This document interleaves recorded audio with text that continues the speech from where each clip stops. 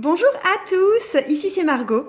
Je poursuis la petite série que j'ai commencée où je vous présente une à une toutes les cartes d'un seul jeu de tarot et aujourd'hui je le fais avec The Wild Unknown de Kim Krantz qui est un jeu tout à fait magique et extraordinaire et c'est le premier vrai tarot que j'ai acheté avec l'intention d'étudier ce jeu, d'étudier le tarot. Ça a été ma voie d'entrée en fait pour le tarot, même si j'en possédais déjà un avant, mais qui a jamais été plus ma tasse de thé que ça. Donc ça a été vraiment ma voie d'entrée. Et donc là, dans cette vidéo, je vais vous donner ma perspective sur toutes les cartes. Donc on va passer ensemble en revue les 78 cartes du jeu. Mon but pour cette vidéo, c'est vraiment de vous aider dans votre connaissance du jeu si vous possédez ce même jeu. C'est aussi d'approfondir votre compréhension des autres jeux parce que avoir une vision des cartes des autres jeux, ça peut toujours enrichir la vision qu'on a de nos autres jeux de tarot. Et aussi peut-être approfondir votre connaissance d'une carte ou si vous vous êtes tiré une carte, vous savez pas ce qu'elle signifie, allez directement à cette carte et puis je vous donnerai en tout cas ma version de la chose. L'ordre dans lequel je vais aborder ça, si jamais vous voulez vraiment ne voir qu'une seule carte, c'est l'ordre du petit bouquin qui va avec le jeu, qui n'est à ma connaissance pas traduit, qui est super bien fait en fait, que j'aime beaucoup. J'aime beaucoup cet aspect, cette écriture à la main en fait qu'on a et puis les illustrations à chaque fois. C'est vraiment un vrai petit livre très très sympa. Mais bref, l'ordre dans lequel je vais aborder les différents arcanes, ça va être d'abord les bâtons, de l'as jusqu'au roi à chaque fois, ensuite les coupes, les épées, les deniers et en fin de compte les 22 arcanes majeurs. Honnêtement, je vous recommande ce jeu. Non seulement parce qu'il est vraiment super joli et ouais, pour moi c'est un des plus jolis jeux de tarot, et aussi parce que il se prête en fait à un apprentissage et ça peut être un jeu pour débutants comme pour confirmés, donc c'est vraiment un jeu que je vous recommande. Donc on commence tout de suite avec la suite des bâtons et on commence avec l'as de bâton. Alors le mot-clé qui me vient avec cet as de bâton, c'est vraiment montée de sève, idée première, vraiment c'est une idée de démarrage, c'est un peu eureka, c'est un peu j'ai trouvé, c'est vraiment le truc de ch'ting. En fait, il y a je vais vous montrer le 2, ça va un peu illustrer le truc. Il y a un travail très intéressant à faire avec toutes les lignes en fait dans ce jeu du Wild Unknown Tarot. On peut avoir des lignes comme ça très éclatées, très solaires qui rendent vraiment compte d'un point de focus. On a aussi beaucoup de lignes horizontales comme ça qui à chaque fois indiquent une forme d'attente, de pause, de tranquillité. Je vous dirai, attendez, je vais tout de suite vous trouver... Là, on a clairement des lignes désorganisées qui indiquent une désorganisation. Et on verra aussi à un autre moment les lignes plus verticales qui indiquent plus un esprit dirigé, vraiment une direction qu'on se donne. Mais bon, bref, voilà. Je vous invite, si vous avez ce jeu, à vraiment prendre en compte les lignes qui sont présentes. Je passe au 2 de bâton qui est vraiment, pour moi, ça trace comme une espèce de chemin. C'est vraiment une carte de vision et d'aller de l'avant. C'est vraiment... Et ensuite, qu'est-ce qu'on va faire? C'est un temps d'attente, de mise en perspective et de réflexion sur la suite. Qu'est-ce qu'on veut réellement? Qu'est-ce qu'on veut faire? Par quel chemin y aller? Le 3 de bâton est une carte de vision du futur.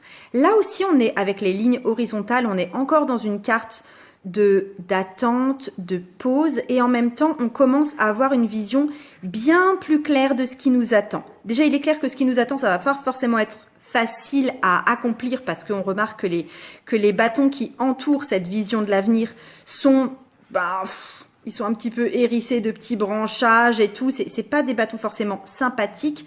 Mais en fin de compte, la vision est colorée et belle. Pour moi, c'est vraiment une vision du travail à venir pour accomplir quelque chose de beau.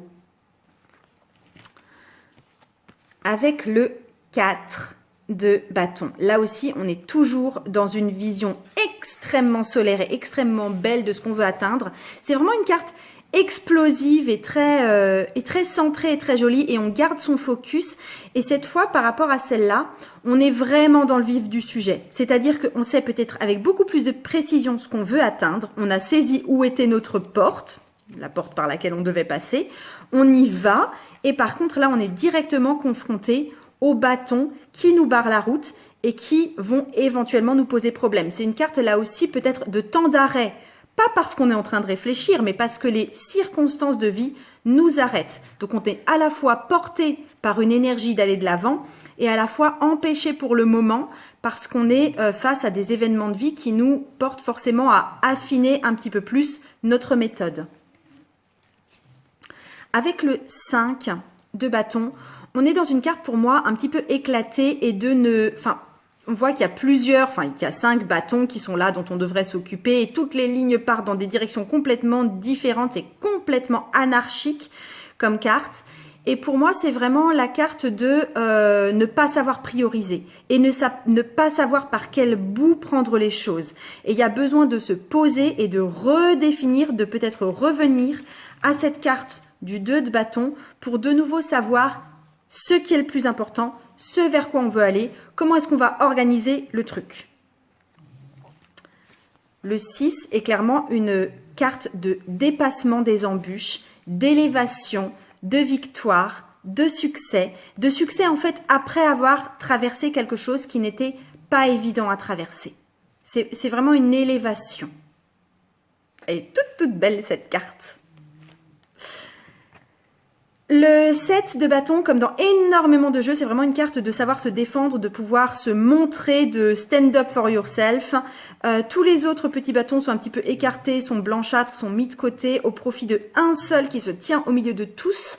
Donc il y a une vision très valorisante de soi là-dedans parce qu'on ose prendre la parole, on ose affirmer ce qu'on doit affirmer.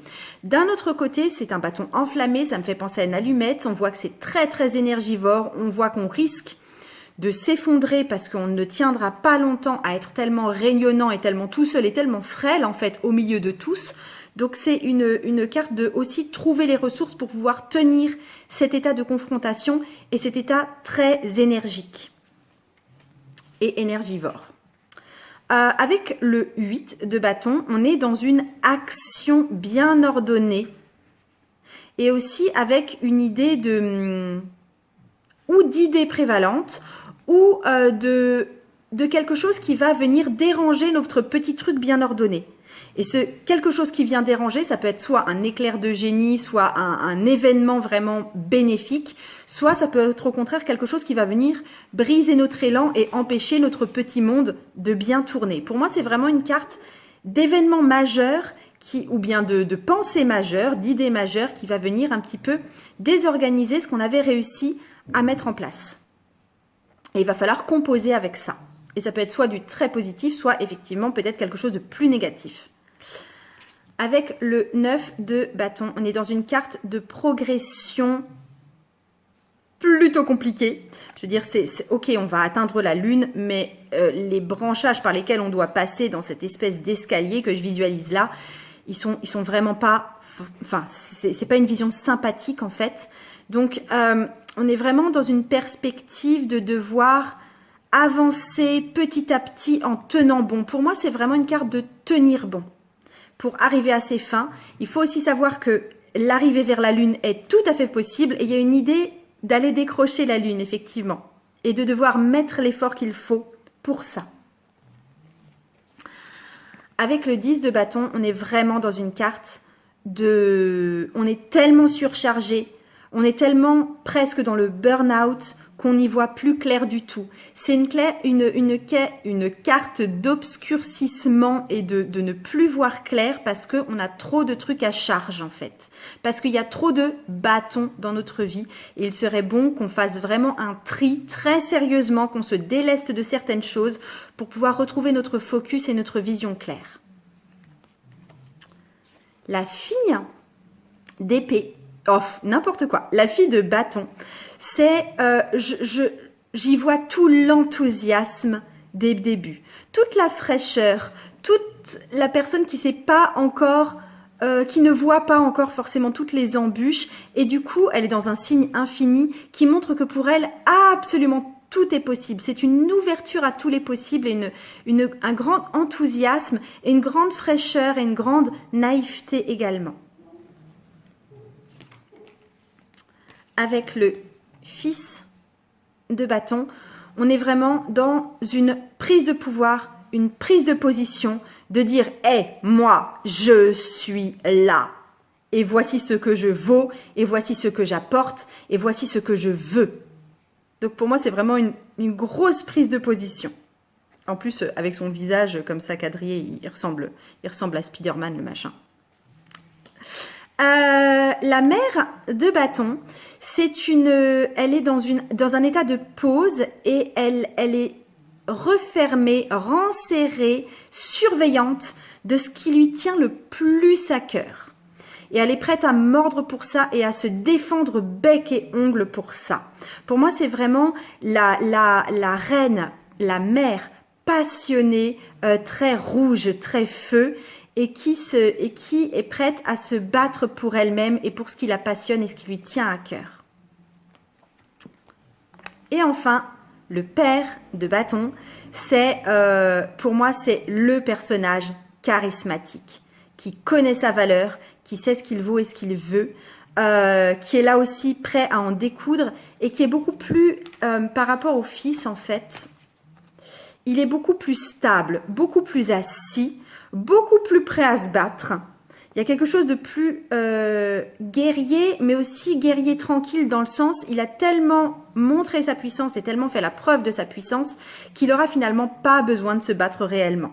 Il est moins dressé en fait que le fils. Il est plus tranquille et il est vraiment animé par un éclair de génie et un éclair de passion qui reste au fond de lui. Et c'est quelque part un peu à prendre ou à laisser en fait. Soit on le suit, soit on décide de ne pas le suivre du tout. Mais il n'envisage pas de teinte tiède dans ce qu'il fait, dans ce qu'il entreprend et dans les personnes avec qui il est. L'as de coupe. Alors, l'as de coupe, c'est vraiment, je l'associe à une ouverture de cœur. C'est vraiment... Ouais, en fait, j'ai du mal à trouver un meilleur mot que cette ouverture de cœur et s'ouvrir aussi à l'inconnu de ce que ça peut nous apporter. Il y a vraiment cette espèce de peau de serpent un petit peu bizarre derrière, qui est vraiment dans l'eau et à la fois dans le soleil. Et il y a vraiment ce truc de s'ouvrir aux nouvelles, à ses émotions, de s'ouvrir à la compréhension de ses émotions, de s'ouvrir éventuellement à de nouvelles rencontres aussi. Avec le 2 de coupe, on est vraiment dans une carte de donner et de recevoir, de partenariat, de chacun a sa petite coupe en dessous d'une petite rose.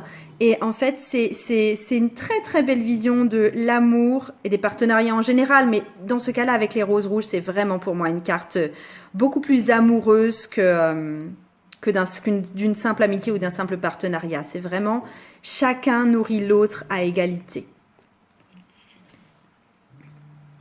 Le 3 de coupe, c'est une carte de bonne compagnie, de bavardage, de se réunir, de se sentir bien ensemble. Là aussi, on a les lignes horizontales qui sont dans quelque chose de très apaisé, de pouvoir échanger avec des proches.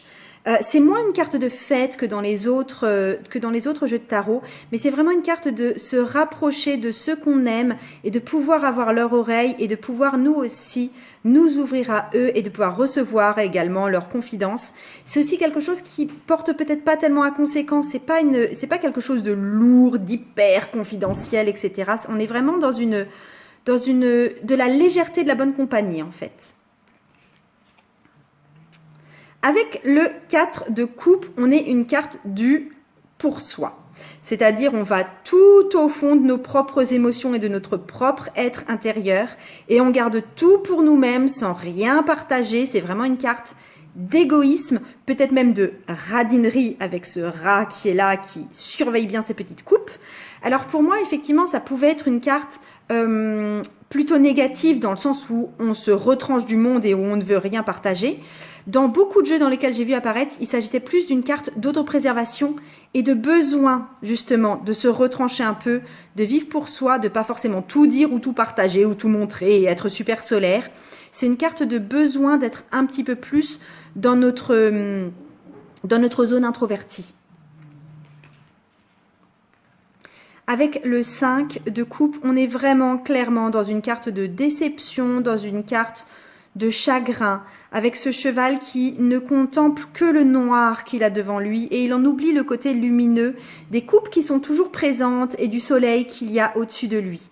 Mais alors pour moi, cette carte, elle signifie à la fois le fait de devoir prendre le temps pour penser notre propre blessure, prendre le temps d'être triste et de considérer notre tristesse, et en même temps, la perspective plus tard de oui, il y a toujours de la lumière, oui, il y a toujours du bonheur et de l'espoir. Et il y aura un temps où on pourra plus s'axer sur notre gratitude et regarder plus vers le ciel. C'est une carte aussi, un temps pour tout. Avec le 6 de coupe, on est vraiment dans une carte de retrouver ses racines. Et il y a peut-être eu un temps où on était plus monochrome, plus tranquille, plus on ne montre que ça de nous, alors qu'en fait on a tout ce monde intérieur qui se développe, plein d'émotions, plein de souvenirs, plein de qui on est, plein de liens familiaux, et c'est une histoire de jongler entre ces deux aspects de nous. Il y a des fois où on peut plus découvrir ça, des fois où on gagne plus à être juste dans notre côté monochrome justement. Et c'est vraiment pour moi une carte de racines familiales et de racines émotionnelles et de travail sur nos racines émotionnelles.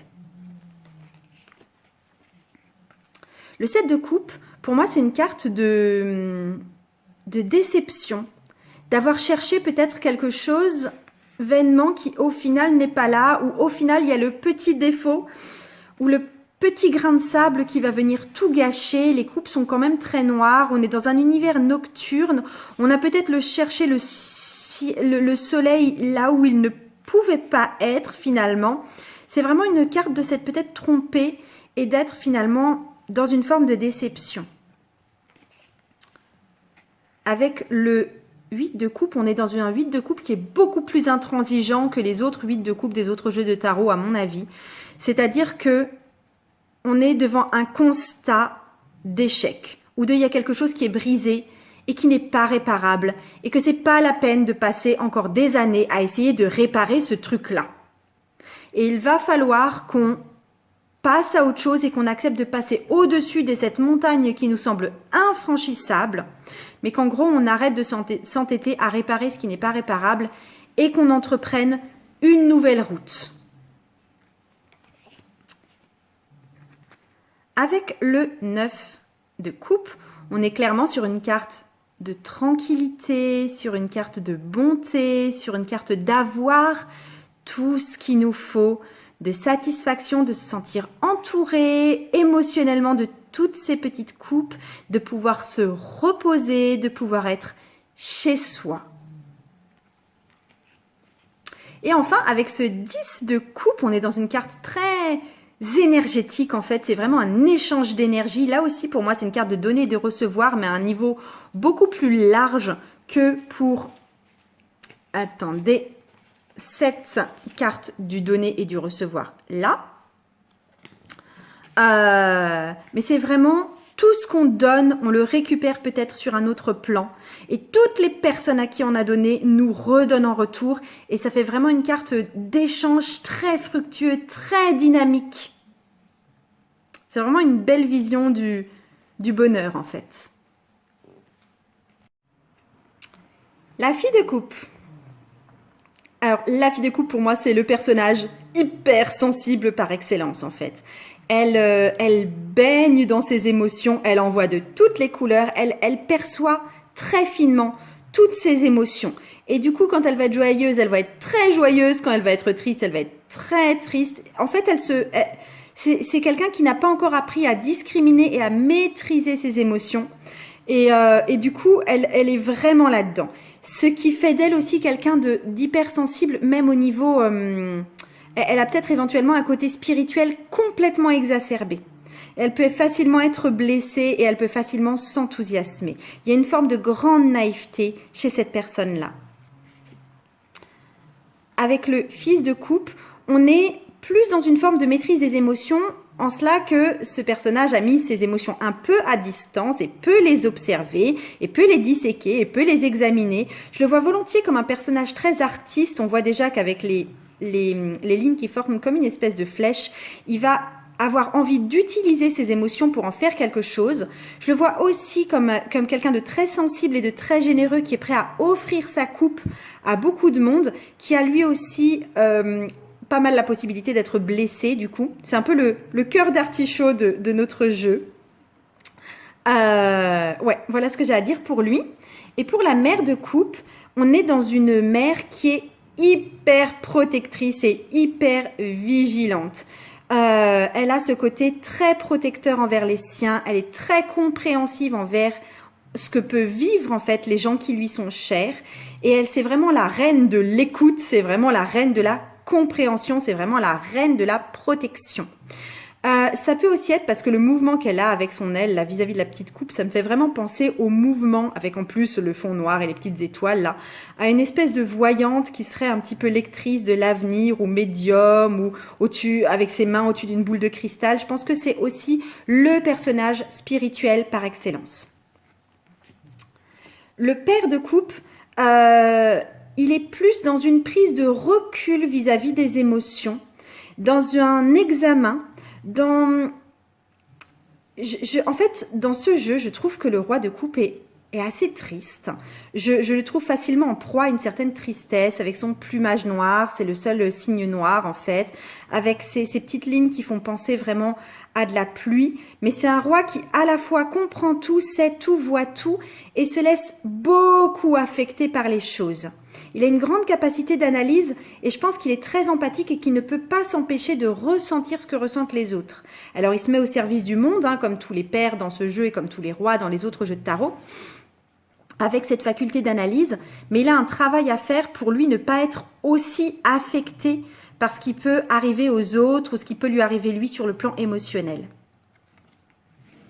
On passe à la suite des épées, tout d'abord avec l'as d'épée, qui est vraiment l'as de la prise de position, l'as de la décision. Et l'as de la décision infinie, universelle, qui va vraiment impacter tout le reste de la vie. Avec vraiment ces éclairs blancs là qui viennent asseoir cette décision. Ouais, pour moi, c'est vraiment une carte de prise de position. Là, on est plus dans une carte avec le 2 d'épée, dans une carte d'hésitation, de avoir un petit peu sa route barrée. On ne sait pas comment atteindre ce soleil qui est en éclipse en plus. Donc, il y a un sentiment d'être aveuglé, de ne pas trop savoir quelle sera notre route, quel sera notre combat, par où est-ce qu'on doit aller. C'est vraiment un problème de décision à faire. Avec le 3 d'épée, on retrouve la lecture traditionnelle de se sentir blessé, de se sentir trahi, de se sentir lié à des sentiments qui ne sont pas faciles à gérer.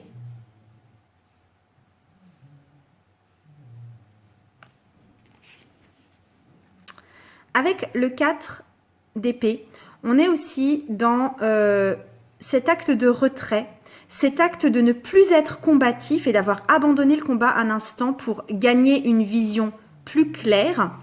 En même temps, il y a toujours quelque chose de menaçant qui domine, mais on a vraiment décidé de se retirer du jeu pour l'instant.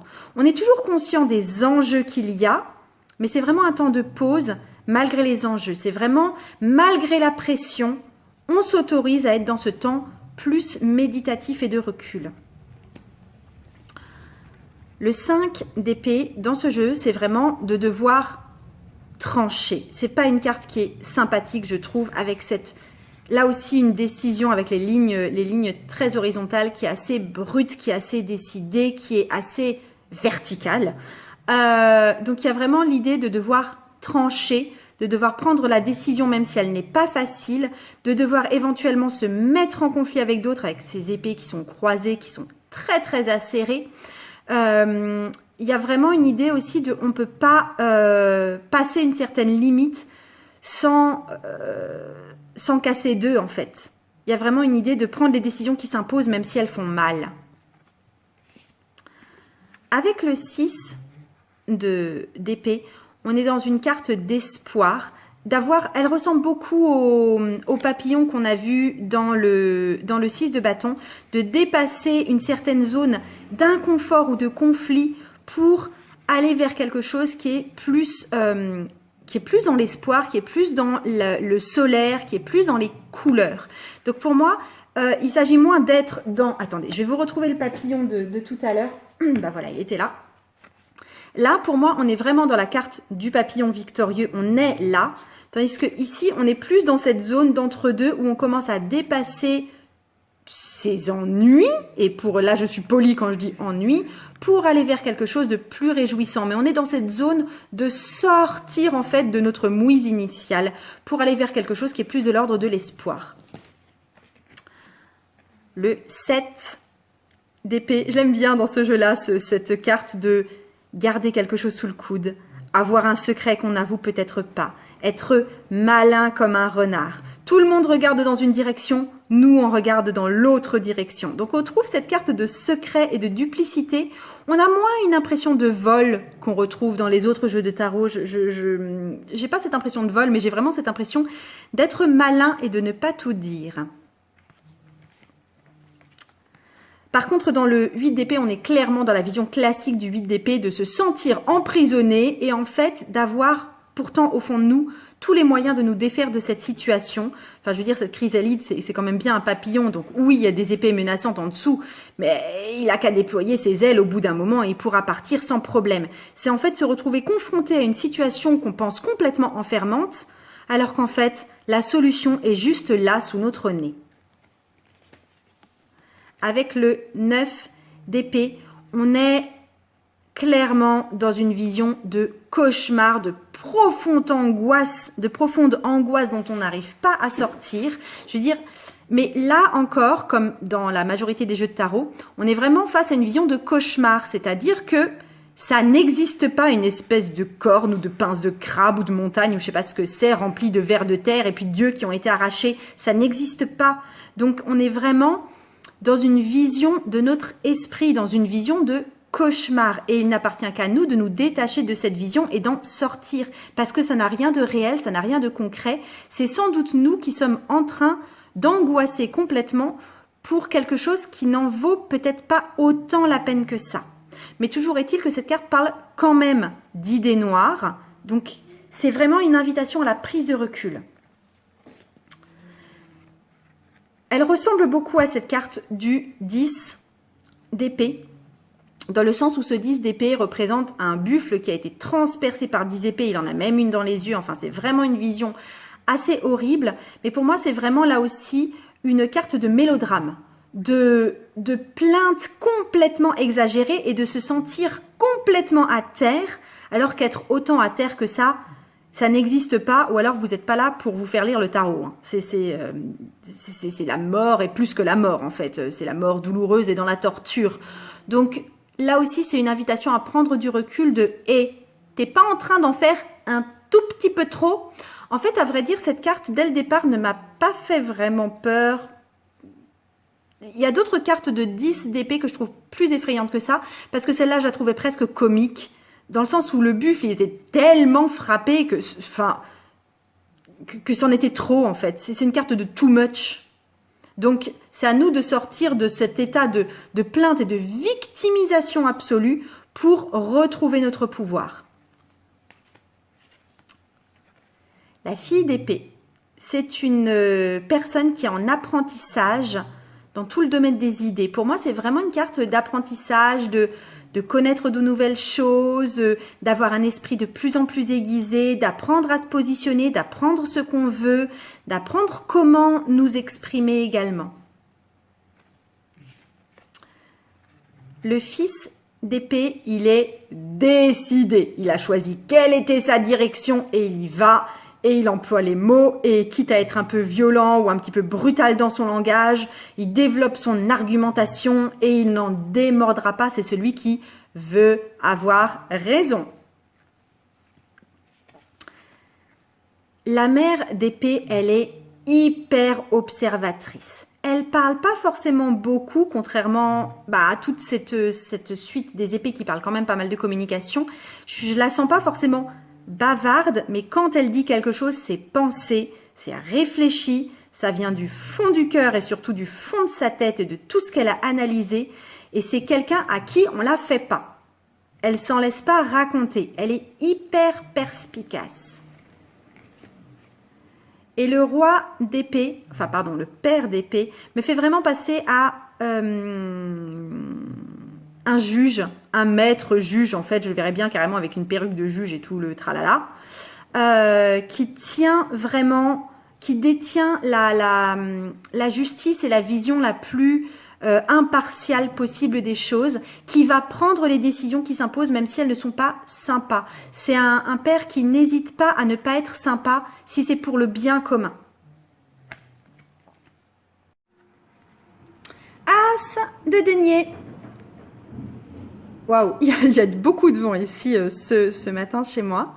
Donc avec cet as de denier, c'est une carte de première graine plantée qui va pousser. C'est vraiment la carte de la première impulsion vers une prospérité future, vers toutes les branches qui vont pouvoir s'épanouir. Cette carte, elle me fait beaucoup penser aussi au ventre d'une femme enceinte, avec son petit nombril au milieu tout rougeoyant. C'est vraiment la promesse d'une naissance future. Le 2 de denier, c'est une carte d'équilibre et d'épanouissement. Donc, on est vraiment en train de jongler entre plusieurs champs de vie qui sont liés là dans ce cycle infini. Et puis avec l'épanouissement du papillon, c'est vraiment trouver notre équilibre de jongleur pour pouvoir vraiment pleinement déployer nos ailes et trouver notre direction. Le 3 de denier, c'est une carte de quand on est ensemble, quand on construit ensemble, on peut traverser des montagnes. Le travail, il y en aura certainement, mais à partir du moment où c'est fait en équipe, ce sera sans doute plus joyeux aussi, parce que déjà les deniers là sont très très colorés, et ce sera un réel travail de partenariat. C'est vraiment une carte de travail et de gravir des montagnes et de le faire en équipe. Le 4 de denier, c'est une carte de lien et de se sentir lié. Donc effectivement, comme dans la plupart des cartes de tarot, on peut voir ça comme une carte d'économie, de sécurité, de faire attention à ses sous, hein, très clairement. C'est une carte de limite de se sentir restreint. Donc il y a les deux. Il y a à la fois ces liens très colorés qui nous permettent de pouvoir faire des projets, de pouvoir tout maîtriser. C'est aussi une forme de maîtrise du temps. Et en même temps, une carte d'être franchement restreint parce que des petits liens, on en a mis un petit peu partout là. Donc, est-ce qu'il ne serait pas possible d'assouplir tout ça et d'avoir quelque chose de plus ample en fin de compte? C'est vraiment selon la lecture qu'on en fait. On peut en faire une lecture en négatif dans le sens tout est trop lié. Et on peut en faire une lecture positive du type organisationnel, faire des économies dans un but très précis, gérer son temps là aussi dans un but très précis. Je rajoute le mot sur contrôle là-dessus. Contrôle et sur contrôle. Bon, je continue cette fois. J'ai passé le 4 de denier, j'aborde le 5 de denier. Et avec le 5 de denier, très clairement, on est dans une carte de déception, de pauvreté, de rose qui est en train de se faner et d'avoir une autre perspective plus belle au-dessus. En fait, souvent, les cartes de 5 de denier, je les vois vraiment comme des cartes de pauvreté, de perte, de quelque chose qui a été un peu déchu. Et en même temps, d'avoir la possibilité, parce qu'il y a toujours un côté très lumineux dans les 5 de denier, d'avoir la possibilité d'aller chercher de l'aide, de savoir à qui on peut s'adresser pour chercher cette aide, d'avoir d'autres ressources ou de personnes ressources peut-être disponibles. Donc, c'est pas complètement inéluctable comme chute. C'est une phase transitoire de déchéance, d'insatisfaction, de manque, mais il est possible d'aller toquer à la bonne porte pour réussir à rebondir. Avec le 6 de denier, on est clairement dans une carte de croissance, de faire fructifier, de pouvoir être dans l'abondance, de pouvoir donner aussi, de pouvoir recevoir. C'est vraiment pour moi une vraie carte de croissance, d'énergie montante, de travail qui porte ses fruits également.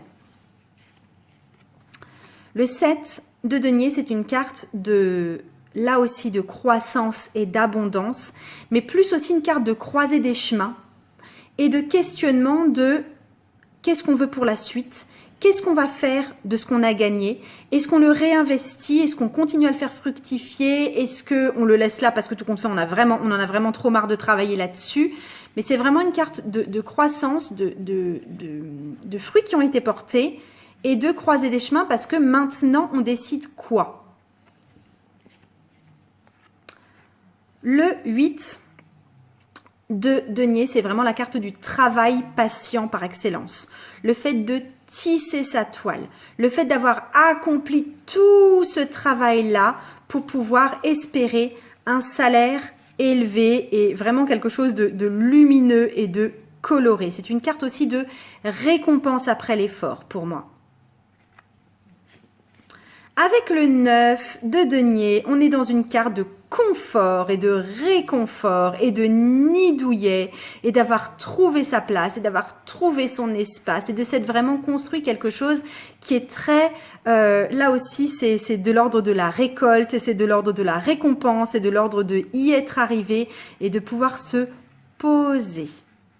Après, il y a dans la vision plus négative, il y a le fait d'être aussi un peu coupé du monde, s'être un petit peu complètement replié sur soi-même et sur son petit monde duveteux et de plus être vraiment en contact avec l'extérieur. Et enfin, le 10 de denier. On a le 10e denier au centre, là. Et on est vraiment dans une carte, pour moi, d'abondance. Je sais pas, il y a un côté rougeoyant et recentré à la fois. Il y a vraiment ce côté être au centre du cercle et accroître un cercle d'influence et recevoir et donner. C'est vraiment ce flux de prospérité et d'abondance que je vois dans cette carte-là. Avec les personnages de la cour, donc on commence par la fille de denier qui est sur sa petite montagne, qui considère les choses, qui se demande ce qu'elle va pouvoir faire de tout ça. C'est vraiment une carte de j'ai tout ça à ma disposition, qu'est-ce que je vais pouvoir fabriquer? Donc on est bien dans la matière et on est dans une perspective de que faire de tout ça, qu'est-ce que je vais fabriquer, quel est le prochain projet, combien est-ce que je peux en gagner, qu'est-ce que je vais construire, où est-ce que je vais le construire. Et c'est vraiment une carte aussi d'attention, elle est vraiment très aux aguets, ce petit fan ou cette petite biche, parce que c'est vraiment la recherche d'opportunités et c'est vraiment l'écoute des conseils éventuels, c'est vraiment une ouverture. Là, clairement, avec le fils de denier, ce n'est plus une carte d'ouverture, c'est une carte d'aller de l'avant et y aller petit à petit, tête baissée comme une mule et y arriver. C'est une carte de la culture de l'effort, d'aller vers son but, d'être persévérant. Je me reconnais énormément dans ce fils de denier qui est vraiment qui aborde les choses petit à petit et qui fonce et qui ne se laisse pas détourner. C'est une carte d'hyper-focus, voire d'être complètement têtu et buté. Mais enfin voilà, il a vraiment ce but en tête et il y va. La mère de denier, c'est la carte nourricière par excellence. C'est la carte maman, pas forcément comme la reine de coupe qui est plutôt dans la compréhension des autres. Elle cherche pas forcément à comprendre les autres, mais elle cherche plutôt à les combler, à les protéger, à les nourrir, à créer un milieu sécurisant, à créer un milieu aussi, si c'est par exemple une entrepreneuse ou quelqu'un dans son travail, quelqu'un qui va chercher à ce que tout le monde soit le plus content possible et à créer le plus de richesses possible et à faire aboutir le plus de projets possibles. C'est vraiment la reine de la terre et celle qui va pourvoir. On retrouve cet esprit de pourvoyeur dans le père de denier parce que c'est lui, celui qui va être, c'est vraiment l'entrepreneur par excellence. C'est vraiment celui qui va fonder une entreprise, c'est vraiment celui qui va fonder des travaux, c'est celui vraiment qui va s'investir pour sa famille. C'est le roi paternel aussi par excellence parce que c'est le pourvoyeur de sa famille, c'est celui qui va ramener les sous à la maison, c'est celui qui va dicter un peu sa loi à la maison, qui va peut-être être un peu obtus sur certains points parce qu'il a sa vision des choses et que c'est comme ça et pas autrement, mais qui a cette grande générosité, ce grand apport qu'il amène, cette grande construction qu'il amène. J'entame enfin les 21 arcanes, les 22, excusez-moi, arcanes majeures. Donc, je commence avec la carte du fou, qui est vraiment le poussin sorti de l'œuf, qui est prêt à faire le grand saut. C'est vraiment une carte très printanière. On a une idée un petit peu de soleil levant. On a les petites fleurs là, de cerisier ou de pommier qui s'épanouissent. Et on a ce petit poussin tout frais, tout neuf qui connaît mais rien du tout à la vie et qui pourtant est prêt à faire le grand saut et à se lancer dans le vide. Donc c'est vraiment une carte de grande fraîcheur, de ne rien connaître et de prendre le risque. Avec le magicien, au contraire, on est vraiment dans une carte de pleine puissance de la personne qui maîtrise pleinement les 4 éléments qui sont représentés là avec les objets des 5 suites en fait, qui porte l'infini sur sa poitrine et qui vraiment peut décider de ce qu'il va faire par la suite et de ce qu'il compte créer sur Terre en étant maître de ces éléments. C'est vraiment celui qui va créer du quelque chose avec du rien à la base. C'est vraiment le grand initiateur. La grande prêtresse, qui est super belle là-dedans. Alors, un truc que j'ai appris assez récemment, c'est que normalement, dans le jeu de Rider-Waite, il y a marqué Torah sur le rouleau que porte la grande prêtresse. Et Torah, en japonais, ça veut dire tigre. Donc, je trouvais ça super de lier ça avec cette carte-là. Et là, le savoir qu'elle porte est plutôt représenté dans cette boule-là peinte à l'aquarelle, dans des couleurs un peu chatoyantes. Mais en fait, elle est détentrice d'un savoir qu'elle garde pour elle si on ne vient pas l'interroger. C'est vraiment la carte de la femme sage, en retrait et dans sa pleine puissance, et qu'on n'a pas trop intérêt à venir embêter non plus. C'est vraiment une carte de silence et de savoir intuitif. La carte de l'impératrice, c'est une carte de cycle. Je vois très clairement dans... Alors, attendez, parce que ça mérite d'être mis en parallèle avec la carte de l'empereur, parce qu'en fait, on a une carte de stabilité et des aiguilles, des sapins qui ne tombent jamais, et une carte de cycle féminin avec le renouvellement des cycles des feuilles, tout simplement, qui tombent en hiver et qui reviennent au printemps. Donc, on est vraiment sur cette idée de femme cyclique, de période d'abondance et de période de retrait. On est aussi sur cette vivacité, sur cet arbre et cette créativité avec ce rose là qui vient sur les branches. Par rapport aussi à la carte de l'empereur, on est vraiment sur une carte féminine représentée aussi par la nuit et par le fait aussi, je sais pas, j'y vois la nuit porte conseil, et puis les choses croissent et poussent le plus pendant la nuit aussi. Et là, avec une carte beaucoup plus solaire qui représente le côté masculin et paternel. Justement, je prends la carte de l'empereur, donc le côté masculin et paternel, et on voit vraiment cet arbre qui est extrêmement droit et qui représente la droiture, la structure, la personne de confiance et stable sur laquelle on peut se reposer, qui est là pour montrer l'exemple. Le pape, il détient les clés du savoir. C'est celui qui peut nous enseigner quelque chose, qui peut nous montrer la voie, qui des fois peut profondément nous agacer parce que, mon Dieu, qu'est-ce qu'il a l'air agaçant, ce corbeau qui jacasse. Mais en même temps, c'est vraiment la voie vers le monde social, vers ce qu'on a besoin de savoir pour passer un niveau.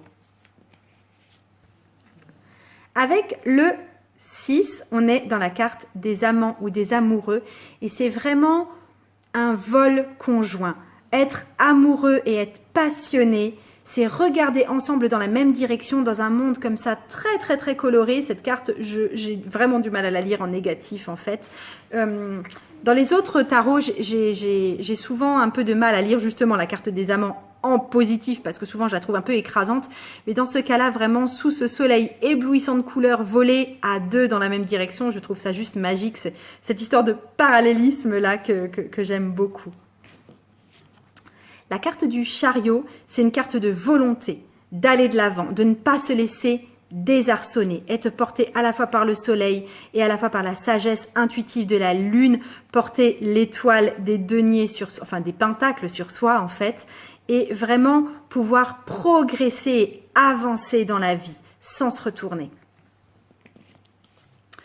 Alors, le 8, c'est la carte de la justice. Donc, on est vraiment dans un système qui est similaire à celui du tarot de Marseille et pas dans un système qui est similaire à celui du Rider-Waite-Smith. Donc, la force, on la trouvera à la place 11. Avec la justice, on est vraiment pour moi dans une carte qui s'apparente au yin et au yang. Donc avec le noir et le blanc, le fait de devoir trancher, c'est vraiment le fait de devoir prendre une décision la plus juste possible et sachant qu'on ne se sera jamais totalement dans une justice ou toute noire ou toute blanche. Ce n'est pas possible. Donc c'est une histoire de trouver l'équilibre entre ce yin et ce yang, et de devoir malgré tout, même si c'est pas forcément toujours le plus agréable, prendre une vraie décision. La carte de l'ermite est super bien représentée par une petite tortue complètement rentrée dans sa carapace et qui malgré tout reçoit la lumière, voit devant elle, voit la toute prochaine étape à effectuer. C'est vraiment une carte de repli, de réflexion sur soi, de réflexion intense et de retrouver cette lumière, de voir quelle est la prochaine étape. La roue de fortune, c'est vraiment être soumis au jeu du destin et du karma et de ce qui se noue de plus grand que nous.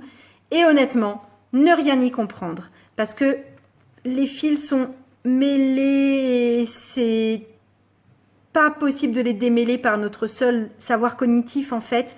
Donc c'est vraiment une carte de se laisser aller au destin et accepter ce qui nous arrive parce que de toute façon, il y a quelque chose, une dimension qui est trop grande pour qu'on puisse l'appréhender et la comprendre. J'en arrive à la carte de la force dont je vous ai déjà parlé, qui est la carte du lion, et qui montre toute la volonté qu'on peut mettre à atteindre un but, et en même temps toute la délicatesse à porter entre nos mâchoires une rose fragile. Donc c'est à la fois ce courage d'affronter ce qu'il y a de plus tendre en nous, de plus fragile en nous, et d'y aller malgré tout en fait, de nous connaître beaucoup plus intimement, de connaître notre côté sauvage et notre côté fragile et de prendre décision et d'aller de l'avant malgré tout, en étant éclairé par le soleil et par cet infini qui se répercute là sur notre front. Avec le pendu, on est vraiment dans la carte, alors déjà la chauve-souris pour moi c'est un super exemple pour le pendu parce que la chauve-souris est naturellement pendue. Elle apporte un regard différent sur les choses et c'est comme repliée sur elle-même, comme ça, avec ses petits yeux rouges. Elle était porteuse d'un savoir que là aussi, elle ne délivrera pas facilement. C'est celle qui sait parce qu'elle a cette autre perspective sur le monde. Et c'est accepter de voir les choses d'une façon différente, accepter de se suspendre aussi par les pieds, accepter d'être dans l'inconfort complet pour avoir cette autre vision des choses. C'est en ça que c'est une carte de sacrifice aussi, parce qu'on est dans l'inconfort complet. Autre chose que j'ai appris sur les chauves-souris, la chauve-souris ne peut voler que si elle se décroche. Je veux dire, si elle part du sol, elle ne peut pas voler, elle a un corps trop lourd par rapport aux membranes de ses ailes, elle ne peut pas décoller à partir du sol. Elle ne peut voler que si elle se décroche du plafond en fait.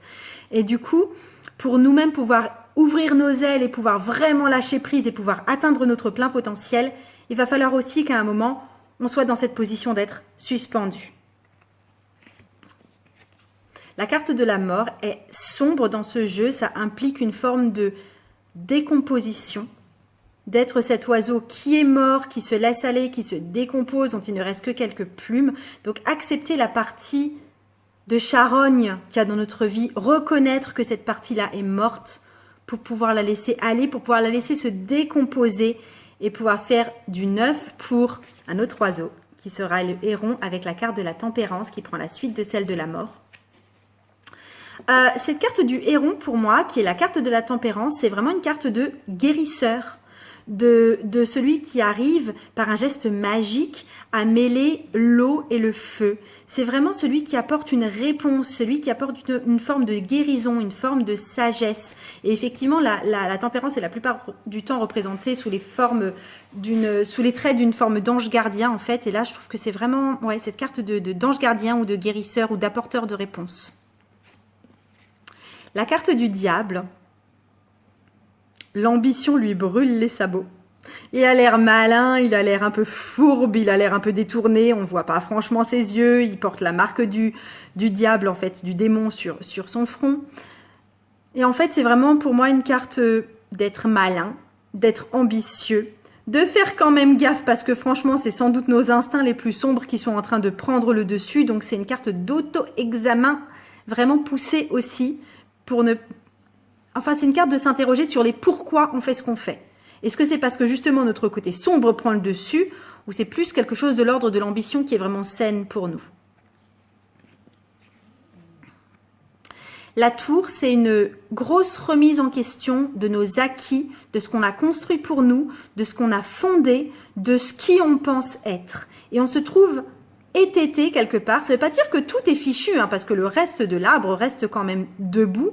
Mais c'est comme si on en perdait la tête et c'est comme si on devait repartir à neuf pour refaire pousser ça, parce qu'il y a une partie de notre identité qui est complètement déconstruite. C'est une mise face à ce qu'on s'était construit de notre identité et qui, tout compte fait, se révèle faux ou cassable ou brisable ou enflammable. L'étoile. L'étoile, c'est vraiment la carte de voir plus haut, de voir des étoiles, de voir l'espoir, de voir ce qui pourrait être le plus élevé pour nous et arriver à le matérialiser sur Terre. La carte de la Lune est pour le coup vraiment une carte de pas y voir clair, de devoir percer le noir qui est en nous, d'avoir très peur aussi parce que tout compte fait, si on ne voit pas clair dans ce qu'il y a en nous, et bien forcément ça fait peur. Et on y croit y voir des gros démons ou des choses complètement affreuses, alors que tout compte fait, s'il y avait peut-être de la lumière, ce serait vraiment pas si affreux que ça. Mais c'est vraiment, ça montre cette partie inconnue de nous, ou cette partie inconnue de l'univers ou de l'avenir, qui nous fait peur parce qu'on n'ose pas forcément aller braquer notre lampe torche dessus, par peur de ce qu'on pourrait y découvrir.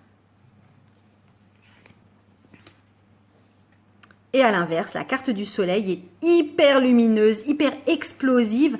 C'est comme une espèce de révélateur, une révélation de la vérité, une révélation de qui on est.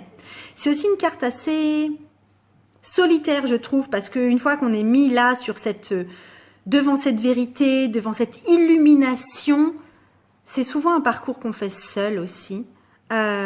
C'est aussi une carte vraiment de chaleur, d'avoir trouvé son chakra solaire, d'avoir trouvé son chakra sacré également, de s'ancrer dans une nouvelle réalité pour nous.